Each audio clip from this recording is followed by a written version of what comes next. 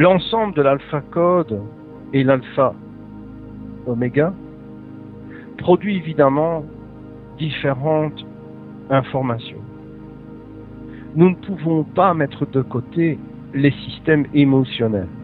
Les émotions, évidemment, changent selon les époques. C'est un peu comme l'appréciation de la mort. Où la mort, on en avait peur, ou d'autres savaient que c'était une délivrance, ou encore de nos jours, on explique la mort aux enfants. Simple exemple qui marque évidemment les générations, l'esprit évidemment, car nous avons peur émotionnellement parfois de la mort. Sauf ceux qui ont fait le bien autour d'eux et qui ont foi en leurs croyances et dont la mort est une délivrance et le passage d'un autre monde. Le passé, lui, n'est pas évidemment à bouler en soi, mais simplement une réponse et un écho sur les souvenirs réussis, ou malheureusement dans les échecs, de notre évolution propre ou encore de toutes les races qui peuplent ce monde. Garder des émotions négatives ou positives sont aussi des vibrations. Elles permettent bien sûr de pouvoir s'allier dans cette formidable, je dirais, recherche à travers le temps. Le passé en lui-même, évidemment, se reproduit régulièrement en fonction de différents calculs. C'est un peu comme si il y a 100 ans, 1 et 1 égale 2, 50 ans par la suite, 1 et 1 égale 2, et puis ça vous mène au XXe siècle, 1 et 1 égale 2. Loin de moi de jouer différents acteurs pour exprimer que 1 à 1 pourrait être 11, ce n'est pas du tout le cas. Nous sommes là dans une codification binaire qui se place sur la pensée.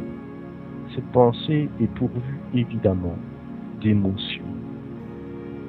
L'intégration émotionnelle est un système qui permet aussi de pouvoir se guider. Car à travers les époques, comme je dis, les différentes statuts et évolutions jouent sur nos émotions. Nous avons donc des émotions qui évoluent ou qui se, je dirais, mettent en place en fonction d'événements.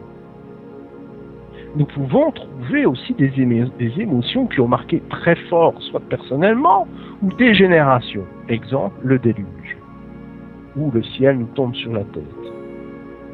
Ou des événements évidemment catastrophiques ou marqués par des sacrifices, encore et toujours, le sacrifice d'individus pour sauver les péchés du monde.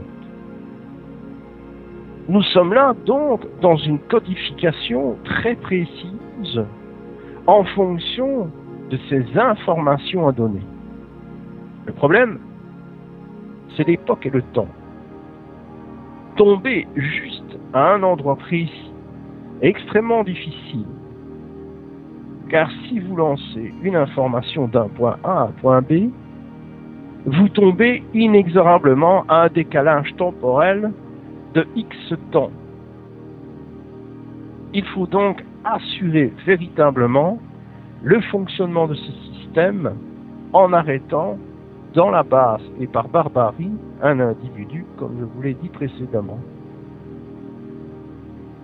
Il reste encore d'autres systèmes. Ce système que je vais vous parler est un système qui se retrouve dans l'idée, dans l'esprit, mais écrit. L'individu perçoit des informations, ne le divulgue pas, mais l'écrit.